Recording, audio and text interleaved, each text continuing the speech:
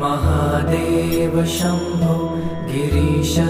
त्रिशूलं स्वैदं समस्तं विभाति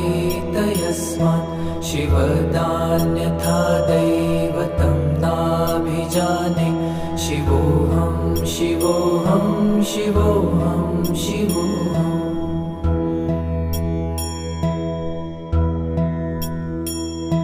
यतो जयतेदं प्रपञ्चं विचित्रं स्थितिं याति यस्मिन्नेकान्तमन्ते